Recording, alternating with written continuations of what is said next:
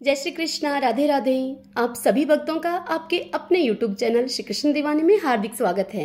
हमारे हिंदू धर्म में प्रदोष व्रत के दिन भगवान भोलेनाथ की पूजा आराधना करने का बड़ा महत्व है। धार्मिक मान्यता है कि इस दिन शिव जी का पूजन और व्रत करने से भोलेनाथ प्रसन्न होते हैं और अपने भक्तों की सभी मनोकामनाओं को पूर्ण करते हैं। इस व्रत से धन, सुख, सौभाग्य में वृद्धि होती है। हर माह में शुक्ल पक्ष और कृष्ण पक्ष की त्रयोदशी तिथि को प्रदोष व्रत रखा जाता है। पंचांग के अनुसार जून माह का पहला प्रदोष व्रत 4 जून 2024 मंगलवार के दिन रखा जाएगा। प्रदोष व्रत मंगलवार के दिन होने के कारण इसे भौम प्रदोष व्रत कहा जाएगा। इस दिन शिव जी के साथ बजरंगबली की पूजा आराधना करने का बड़ा महत्व है। आइए अब जानते हैं प्रदोष व्रत का शुभ मुहूर्त, पूजा विधि, पूजन सामग्री, मंत्र और अंत में सुनेंगे भौम प्रदोष व्रत की संपूर्ण कथा। तो देखिए भक्तजनों, इस बार पंचांग के अनुसार ज्येष्ठ माह के कृष्ण पक्ष की त्रयोदशी तिथि का आरंभ होगा 4 जून को दोपहर 12:18 पर और इस तिथि की समाप्ति होगी उसी दिन रात को 10:01 पर। यह तिथि समाप्त हो जाएगी। भौम प्रदोष व्रत के दिन भगवान शिव के साथ हनुमान जी की पूजा की जाती है। इस दिन पूजा का शुभ मुहूर्त रहेगा शाम को 7:16 से रात के 9:18 तक। करीब करीब आपको 2 घंटे तक पूजा का उत्तम मुहूर्त मिल रहा है। इस समय में आप अपने इस व्रत की पूजा संपन्न करें। तो आइए अब हम पूजन की विधि जान लेते हैं। भौम प्रदोष व्रत के दिन सुबह जल्दी उठें, स्नान आदि के बाद स्वच्छ कपड़े पहने, मंदिर की साफ सफाई करें, फिर शिव जी को धूप, दीप और नैवेद्य अर्पित करें। इसके बाद सायंकाल में भगवान शिव जी की विधिवत पूजा करें, शिवलिंग पर जल अभिषेक करें, प्रदोष व्रत की कथा को पढ़ें अथवा सुनें। शिवलिंग पर बेलपत्र, फूल, धतूरा, आग के फूल और भस्म चढ़ाएं।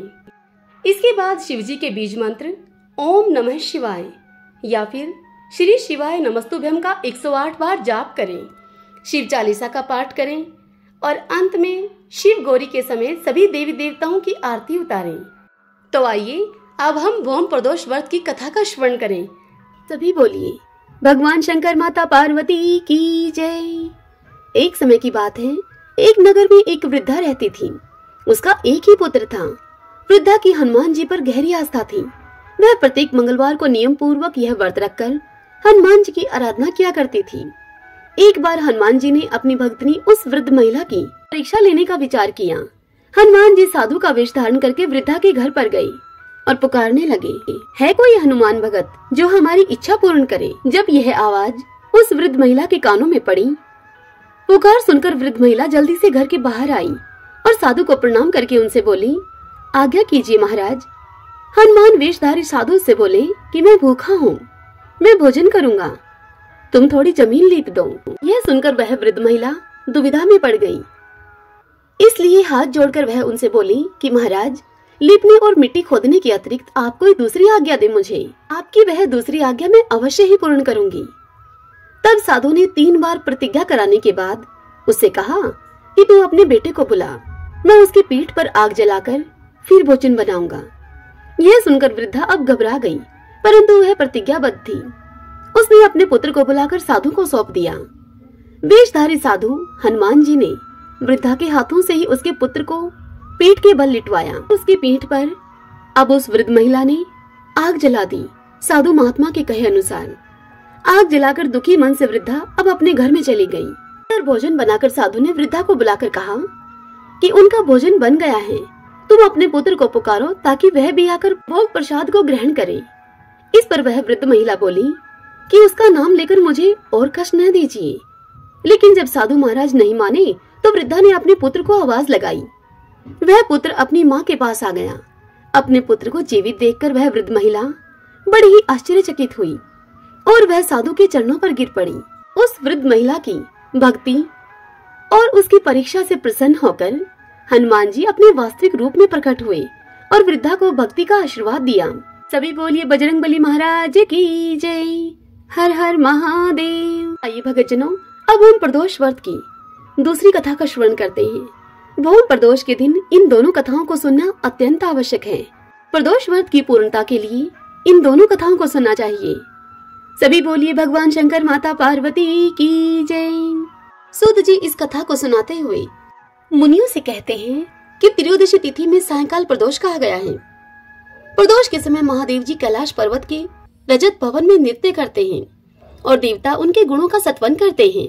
इसलिए धर्म, अर्थ, काम और मोक्ष की इच्छा रखने वाले पुरुषों को प्रदोष में नियम पूर्वक भगवान शिव की पूजा, होम, कथा और उनका गुणगान करना चाहिए। दरिद्रता के तिमिर से अंधे और भवसागर में डूबे हुए संसार भय से भीर मनुष्यों के लिए यह प्रदोष व्रत पार लगाने वाली एक नौका है। भगवान शिव की पूजा करने से मनुष्य दरिद्रता, मृत्यु, दुख और पर्वत के समान भारी ऋण भार को शीघ्र ही दूर करके संपत्तियों से पूजित होता है। विदर्भ देश में सत्यरथ नाम से प्रसिद्ध एक राजा थे जो कि सब धर्मों में तत्पर, धीर, सुशील और सत्य प्रतीक थे। धर्म पूर्वक पृथ्वी का पालन करते हुए उनका बहुत सा समय सुख पूर्वक बीत गया। तदंतर शाल्व देश के राजाओं ने विदर्भ नगर पर आक्रमण करके उसे चारों ओर से घेर लिया। अपनी पुरी को शत्रुओं से घिरी हुई देखकर विदर्भराज विशाल सेना को साथ में लेकर युद्ध के लिए सामने आए। बल से उन्मत्त हुए शाल्व देशी क्षत्रियों के साथ राजा का अत्यंत भयंकर युद्ध हुआ। शाल्वों की बहुत बड़ी भारी सेना मारी गई, परंतु अंत में विदर्भराज भी उनके हाथों से मारे गए। मंत्रियों के सहित उस महारथी वीर राजा के मारे जाने पर मरने से बचे हुए सैनिक भाग खड़े हुए। उस समय विदर्भराज सत्यरथ की एक पतिव्रता स्त्री अत्यंत शोकग्रस्त होकर रात के समय राजभवन से निकलकर पश्चिम दिशा की ओर चली गई। वह गर्भवती थी। सवेरा होने पर धीरे धीरे मार्ग से जाती हुई उस साध्वी रानी ने बहुत दूर का रास्ता तय कर लेने के बाद एक स्वच्छ तालाब देखा और वह उस तालाब के किनारे शोभा पाने वाले एक छायादार वृक्ष के नीचे बैठ गई। भाग्यवश उसी निर्जन स्थान में वृक्ष के ही नीचे पतिव्रता रानी ने उत्तम गुणों से युक्त शुभ मुहूर्त में एक पुत्र को जन्म दिया। तत्पश्चात अत्यंत प्यास से व्याकुल होकर वह सुंदर अंगों वाली रानी जलाशय में उतरी।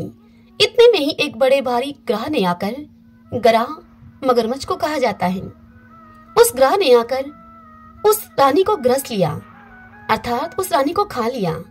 वह बालक पैदा होते ही माता पिता से हीन हो गया। तदंतर भूख और प्यास से पीड़ित होने के कारण उस सरोवर के किनारे जोर जोर से रोने लगा। वह नवजात शिशु जब इस प्रकार से कर्दन कर रहा था, उसी समय भाग्यवश वहां एक श्रेष्ठ ब्राह्मणी आ पहुंची। वह भी अपने 1 वर्ष के बालक को गोद में लिए हुए वहां आई थी। ब्राह्मणी निर्धन और विधवा थी। घर घर भीख मांगकर अपना जीवन निर्वाह करती थी। उसका नाम था उमा। उस सती साध्वी ब्राह्मणी ने उस राजकुमार को देखा। उसे अनाथ की भांति कर्दन करते हुए देखकर उसने मन ही मन विचार किया कि यह तो बड़े आश्चर्य की बात दिखाई देती है कि यह नवजात शिशु जिसकी नाल भी अभी तक नहीं कटी है, इस प्रकार पड़ा हुआ है। इसकी माता कहाँ चली गई? न इसके पिता हैं और न ही कोई बंधु बांधव है। यह दीन अनाथ बालक बिना बिस्तर के भूमि पर सो रहा है। यह चांडाल का पुत्र है या शूद्र का, वैश्य का बालक है या फिर ब्राह्मण का, अथवा यह क्षत्रिय का शिशु है? इसका निश्चय कैसे किया जाए? मैं इस शिशु को उठाकर अपने सगे पुत्र की तरह अवश्य पालन कर सकती हूँ, परंतु यह किस कुल का है यह न जानने के कारण इसे छूने का साहस नहीं है मुझमें। वह पतिव्रता ब्राह्मणी जब इस प्रकार कह रही थी, तभी उसी समय वहां पर एक सन्यासी महात्मा आ पहुंचे। वे ऐसे जान पड़ते थे मानो साक्षात भगवान शंकर हों। उन श्रेष्ठ भिक्षुक ने उस स्त्री से कहा कि ब्राह्मणी, तुम खेद न करो, हृदय की संशय वृत्ति दूर करके इस बालक की तुम रक्षा करो, इससे तुम्हें शीघ्र ही परम कल्याण की प्राप्ति होगी। इतना कहकर वे दयालु भिक्षु वहां से तुरंत चले गए। उनके जाने के बाद ब्राह्मणी ने विश्वास पूर्वक उस बालक को लेकर अपने घर की ओर प्रस्थान किया। उस राजकुमार का ब्राह्मणी ने अपने बेटे के समान ही पालन पोषण किया। एक चक्रा नामक नगर में उस ब्राह्मणी का घर था। वह भिक्षा के अन्न से ही अपने पुत्र और राजकुमार का पालन करने लगी। ब्राह्मणों ने ब्राह्मणी के तथा राजा के भी पुत्र का संस्कार कर दिया। वे दोनों सर्वत्र सम्मानित होकर दिन दिन अब बढ़ने लगे। समय आने पर उनका उपनयन संस्कार हुआ। अब वे दोनों बालक एक साथ रहकर नियमों का पालन करने लगे। दोनों माता के साथ प्रतिदिन भिक्षा के लिए जाते थे। एक दिन वह ब्राह्मणी उन दोनों बालकों के साथ भीख मांगती हुई दैव योग से देव मंदिर में गई। वहाँ बड़े बूढ़े ऋषि मुनि वहाँ रहा करते थे। उन दोनों बालकों को देखकर परम बुद्धिमान शांडिल्य नामक मुनि ने कहा, आहो, दैव का बल बड़ा विचित्र है। कर्मों का उल्लंघन करना किसी भी जीव के लिए अत्यंत कठिन है। देखो ना, ये बालक दूसरी माता की शरण लेकर भिक्षा से जीवन निर्वाह करता है। इस ब्राह्मणी को ही श्रेष्ठ माता के रूप में पाकर ब्राह्मण बालक के साथ ब्राह्मण भाव को प्राप्त हो गया है। शांडिल्य मुनि का यह वचन सुनकर ब्राह्मणी को बड़ा विस्मय हुआ। उसने भरी सभा में मुनि को प्रणाम करके उनसे पूछा, हे ब्राह्मण, एक सन्यासी के कहने पर मैं इस बालक को अपने घर में ले आई हूँ। यद्यपि अभी तक इसके कुल का कुछ पता नहीं लगा मुझे, फिर भी मैं अपने पुत्र की भांति इसका पालन पोषण करती हूँ। आप ज्ञान के नेत्रों से देखते हैं, इसलिए आपसे यह जानना चाहती हूँ मैं कि यह बालक किस कुल में उत्पन्न हुआ है और इसके माता पिता कौन हैं। यह सुनकर वह मुनि उस ब्राह्मणी से बोले, यह विदर्भ देश के राजा का पुत्र है। इतना कहकर मुनि ने उस बालक के पिता के युद्ध में मारे जाने का तथा उसकी माता के ग्रह के द्वारा ग्रस्त होने का सभी समाचार पूर्ण रूप से उस ब्राह्मणी को बतला दिया। यह सुनकर ब्राह्मणी को और भी आश्चर्य हुआ, इसलिए उस ब्राह्मणी ने फिर से प्रश्न किया और कहा कि हे महामुनि, वे राजा संपूर्ण भोगों को छोड़कर युद्ध में क्यों मरे और इस बालक को यह दरिद्रता कैसे प्राप्त हुई। अब दरिद्रता को पूर्णतः नष्ट करके यह बालक राज्य कैसे प्राप्त करेगा। मेरा यह पुत्र भी भिक्षा अन्न से ही जीवन को निर्वाह करता है, अतः इसकी दरिद्रता के निवारण का भी आप कोई उपाय हो तो वह मुझे बताने की कृपा करें। तब शांडिल्य मुनि ने उस ब्राह्मणी से कहा कि इस राजकुमार के पिता विदर्भ राज पूर्व जन्म में पांड्य देश के श्रेष्ठ राजा थे। वे सब धर्मों के ज्ञाता थे और संपूर्ण पृथ्वी का धर्म पूर्वक पालन किया करते थे। एक दिन प्रदोष काल में राजा भगवान शंकर का पूजन कर रहे थे और बड़ी भक्ति से त्रिलोकीनाथ महादेव जी की आराधना में भी संलग्न थे। उसी समय नगर में सब और बड़ा भारी कोलाहल मचा। उस उत्कट शब्द को सुनकर राजा ने बीच में ही भगवान शंकर की पूजा छोड़ दी और नगर में शोभ फैलने की आशंका से राजभवन से बाहर निकल गए। इसी समय राजा का महाबली मंत्री शत्रु को पकड़कर उनके समीप ले आया।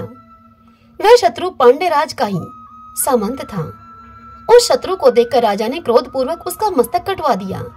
शिव पूजा को छोड़कर नियम को समाप्त किए बिना ही राजा ने रात में ही भोजन भी कर लिया। इसी प्रकार राजकुमार भी प्रदोष काल में शिव जी की पूजा किए बिना ही भोजन करके सो गया। वही राजा दूसरे जन्म में विदर्भ राज हुआ था। शिव जी की पूजा में विघ्न होने के कारण शत्रुओं ने इसको सुख भोग के बीच में ही मार डाला। पूर्व जन्म में जो उसका पुत्र था वही इस जन्म में भी हुआ है। शिव जी की पूजा का उल्लंघन करने के कारण ही यह दरिद्रता को प्राप्त हुआ है।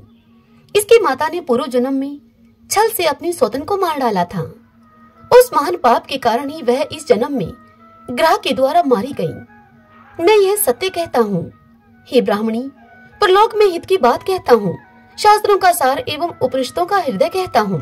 इस भयंकर आसार संसार को प्राप्त हुए जीव, उस जीव के लिए ईश्वर के चरणारविंदों की सेवा ही सार वस्तु है। जो प्रदोष काल में अनन्यचित होकर परमेश्वर के चरणारविंदों की पूजा करते हैं, वे इसी संसार में सदा बढ़ने वाले धन धान्य, स्त्री पुत्र, सौभाग्य और संपत्ति के द्वारा सबसे बढ़कर होते हैं। हे ब्राह्मणी, यह तुम्हारा पुत्र पूर्व जन्म में उत्तम ब्राह्मण था। इसने सारी आयु केवल दान लेने में ही बिताई है। यज्ञ आदि सत्कर्म इसने नहीं किए हैं, इसीलिए यह दरिद्रता को प्राप्त हुआ है। उस दोष का निवारण करने के लिए अब यह भगवान शंकर की शरण में जाए। दोनों पक्षों की त्रयोदशी को मनुष्य जब निराहार रहे तब सूर्यास्त से 3 घड़ी पहले स्नान करे। तदंतर श्वेत वस्त्र धारण करके धीर पुरुष संध्या और जप आदि नित्य कर्म की विधि पूरी करके मौन होकर शास्त्र विधि का पालन करते हुए भगवान शिव की पूजा आरंभ करें। भगवत विग्रह के आगे की भूमि को नए निकाले हुए शुद्ध जल से भली भांति लीप पोत कर सुंदर मंडल बनावे। धोत वस्त्र आदि के द्वारा उस मंडल को सब ओर से घेर दे। ऊपर से चंदोवा आदि लगाकर फल फूल और नवीन अंकुरों से उसको सजा दे। मंडल के मध्य में उस मध्य की भूमि में 5 रंगों से युक्त विचित्र कमल की आकृति अंकित करके उसी पर सुस्थिर एवं उत्तम आसन बिछाकर वहां बैठ जाए और हृदय में भक्ति भाव से युक्त होकर पूजा की सभी सामग्री एकत्रित करे। फिर पवित्र भाव से शास्त्रोक्त मंत्र के द्वारा देवी पीठ को आमंत्रित करे। तत्पश्चात कर्मशः आत्म शुद्धि और भूत शुद्धि आदि करके 3 प्राणायाम करे। उसके बाद बिंदु युक्त बीजाक्षरों के द्वारा विधि पूर्वक मृत का न्यास करें। तदंतर परा देवता का ध्यान करके मात्र का न्यास की विधि पूर्ण करें। फिर परम शिव का ध्यान करके पीठ के वाम भाग में गुरु को प्रणाम करें। दक्षिण भाग में गणेश जी को मस्तक झुकावे।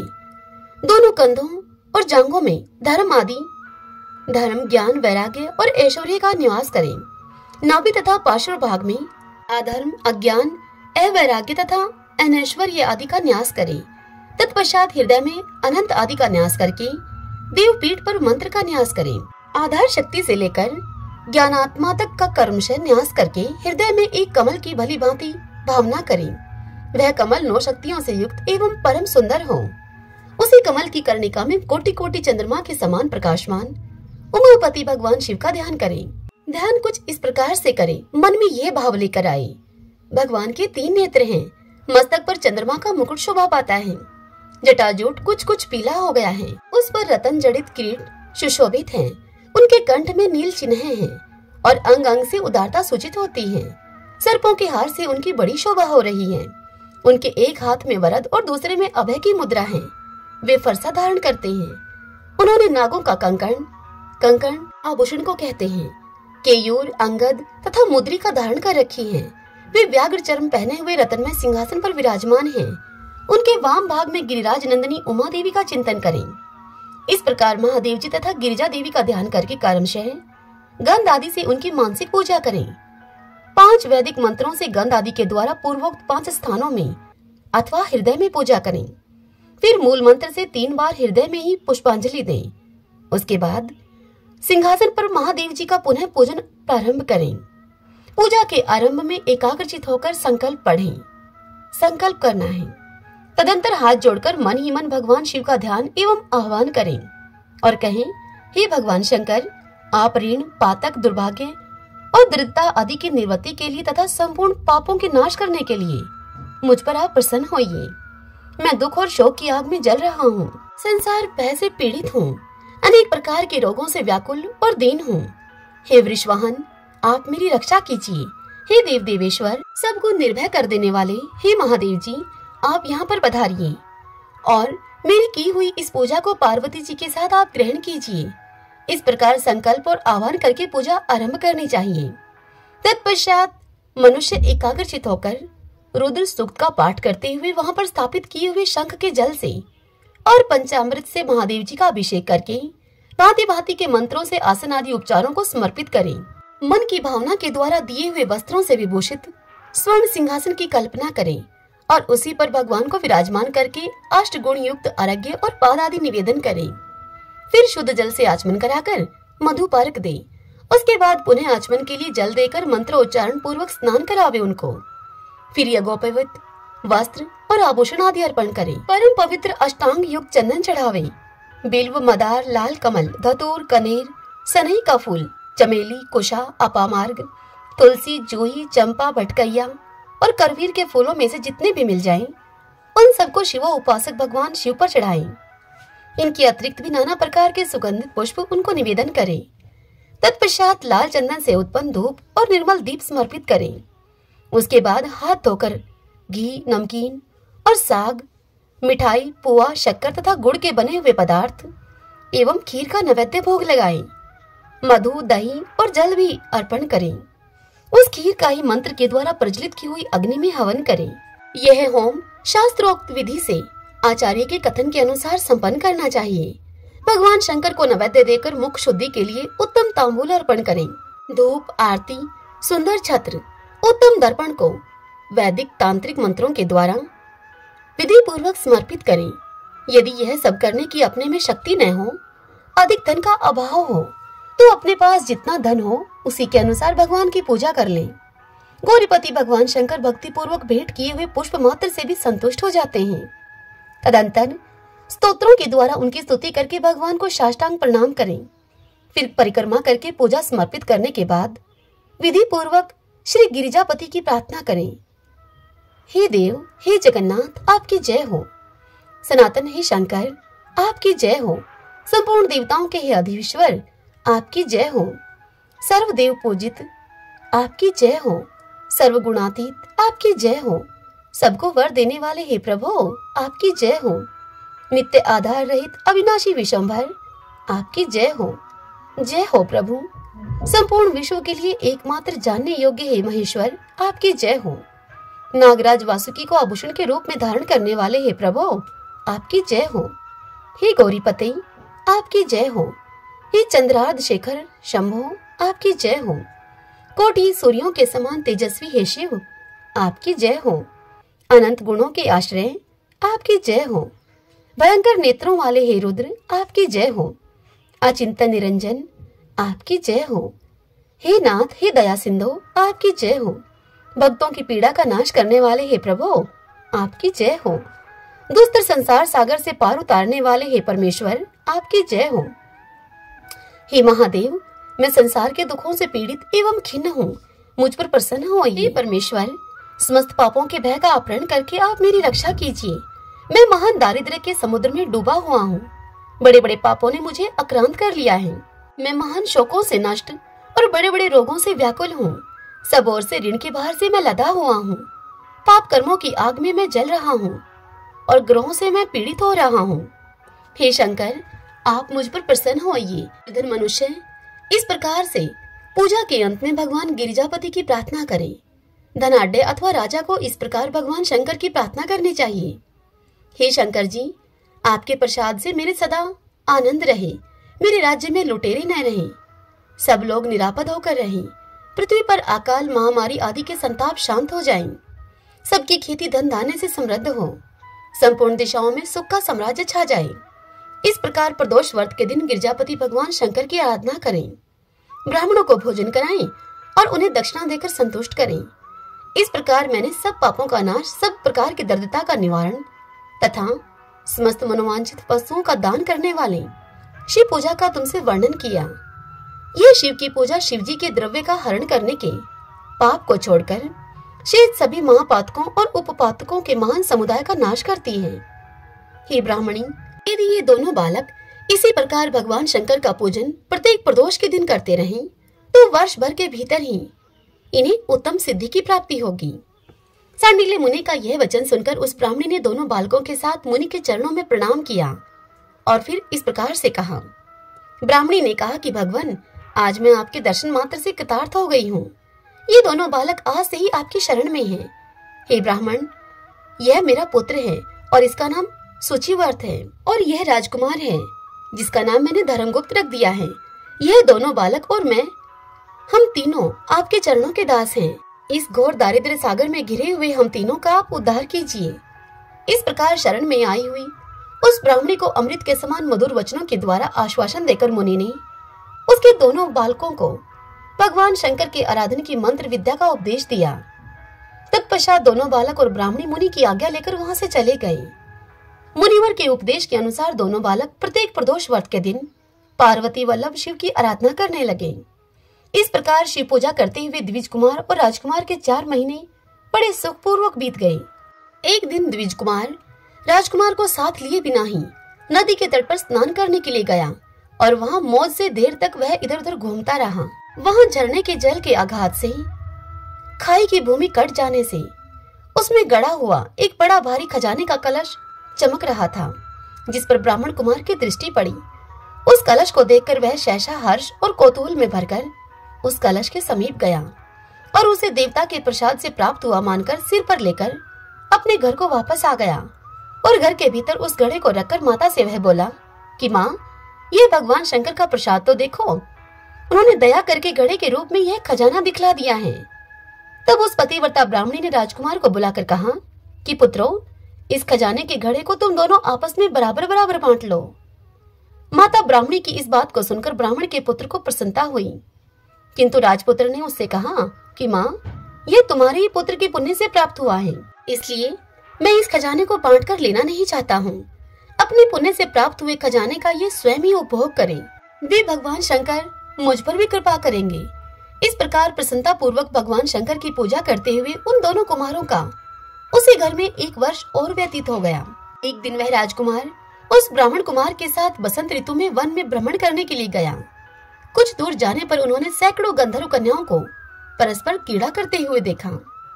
उन कन्याओं को देखकर ब्राह्मण कुमार ने दूर से ही राजकुमार से कहा कि यहाँ से आगे जाना उचित नहीं है, क्योंकि उधर स्त्रियां विहार कर रही हैं।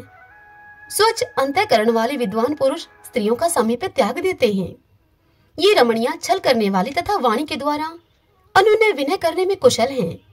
ये पुरुषों को अपनी दृष्टि मात्र से मोहित कर लेती हैं। इसीलिए अपने धर्म में तत्पर ब्रह्मचारी कभी स्त्रियों के समीप जाकर उनके साथ वार्तालाप न करें। ऐसा कहकर ब्राह्मण कुमार वहां से लौट गया और दूर जाकर खड़ा हो गया। किंतु राजकुमार अकेला ही निर्भय होकर स्त्रियों की उस क्रीड़ा स्थली की ओर चला गया। उन गंधर्व कन्याओं में से एक ने राजकुमार को आते हुए देखकर मन ही मन कुछ विचार किया और सखियों से वह बोली कि सहेलियों, यहाँ से थोड़ी ही दूरी पर एक उत्तम वन है जहाँ विचित्र चंपा, अशोक, पुन्नाग और वकुल आदि वृक्ष खिले हुए हैं। वहां जाकर तुम सब लोग फूल तोड़ कर लाओ। तब तक मैं यहीं पर बैठी हूँ।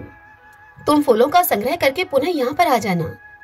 उसके इस प्रकार आदेश देने पर सखियां वन के भीतर चली गईं और वह गंधर्व कन्या राजकुमार पर दृष्टि लगाए हुए वहीं पर खड़ी रही। उसे देखकर राजकुमार कामदेव के बाणों से पीड़ित हो गया। गंधर्व कन्या ने अपने पास आए हुए राजकुमार को बैठने के लिए कोमल पल्लवों का आसन दिया और राजकुमार से पूछा, हे कमल नयन, तुम कौन हो? किस देश से यहाँ पर आए हो और किसके पुत्र हो तुम? इस प्रकार पूछने पर राजकुमार ने अपना पूरा परिचय उसको बतला दिया और कहा कि मैं विदर्भराज का पुत्र हूँ। मेरे पिता और माता मेरे बचपन में ही मर गए हैं। शत्रुओं ने मेरे राज्य पर अधिकार जमा लिया है और मैं दूसरे के राज्य में गुजारा करता हूँ। अब यह सारी बातें बताकर राजकुमार ने उस गंधर्व कन्या से पूछा कि सुंदरी, तुम कौन हो? यह तुम्हारा क्या कार्य है और तुम किसकी पुत्री हो? राजकुमार के इस प्रकार पूछने पर वह कन्या बोली, महाराज कुमार, एक द्रविक नामक गंधर्व है जो समस्त गंधर्व कुल के अगुआ माने जाते हैं। मैं उन्हीं की पुत्री हूँ और मेरा नाम अंशुमति है। सब सखियों को छोड़कर मैं यहाँ अकेली हूँ। मैं तुम्हारी अभिलाषा को जानती हूँ। तुम्हारा मन मुझ में आसक्त हो गया है।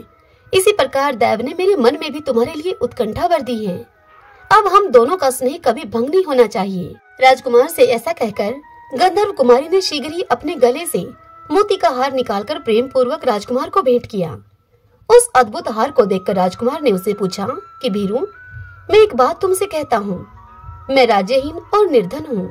तुम मेरी प्रिया कैसे होना चाहती हो? मूर्ख स्त्री की भांति पिता की आज्ञा का उल्लंघन करके अपनी इच्छा के अनुसार आचरण क्यों करती हो? यह सुनकर गंधर्व कन्या ने कहा कि हे प्रियतम, आपका कहना ठीक है। मैं पिता की आज्ञा के विरुद्ध नहीं करूंगी। आप इस समय घर को पधारें और परसों प्रातःकाल पुनः यहीं पर दर्शन देना। मुझे आपसे कुछ हमारा कार्य है। इतना कहकर वह गंधर्व कन्या अपनी सखियों के आ जाने से उनके साथ चली गई। तदंतर वह राजकुमार भी हर्षपूर्वक जहाँ पर वह ब्राह्मण कुमार खड़े थे उनके समीप लौट आया। उसने द्विज कुमार से सारी बातें बताई और उसके साथ घर को प्रस्थान किया। वहां पतिव्रता ब्राह्मणी को भी यह शुभ समाचार सुनाकर राजकुमार ने उनको प्रसन्न किया तथा पूर्व निश्चित समय आने पर वह पुनः द्विज पुत्र के साथ वन में गया। नियत स्थान पर पहुंचकर राजकुमार ने देखा कि गंधर्वराज और उनकी कन्या दोनों वहां उपस्थित हैं। गंधर्वराज ने वहां पर आए हुए दोनों कुमारों का अभिनंदन किया और सुंदर आसन पर बिठाकर राजपुत्र से उन्होंने कहा। गंधर्वराज ने राजकुमार से कहा, हे विदर्भ राजकुमार, मैं कल कैलाश पर्वत पर गया था। वहां मैंने पार्वती जी के साथ महादेव जी के दर्शन किए। देवेश्वर भगवान शिव करुणा रूपी अमृत के सागर हैं। उन्होंने मुझे बुलाकर सभी देवताओं के समीप इस प्रकार से कहा, पृथ्वी तल पर धर्मगुप्त नाम से प्रसिद्ध एक राजकुमार है जो कि इस समय अकिंचन है। उसका राज्य छिन गया है। शत्रुओं ने उसके देश को अपने अधिकार में कर लिया है। अब वह बालक अपने गुरु की आज्ञा से सदा मेरी आराधना में संलग्न रहता है। उसी के प्रभाव से आज उसके समस्त पितृ मेरे स्वरूप को प्राप्त हो गए हैं। हे गंधर्व श्रेष्ठ, तुम भी उस राजकुमार की सहायता करो।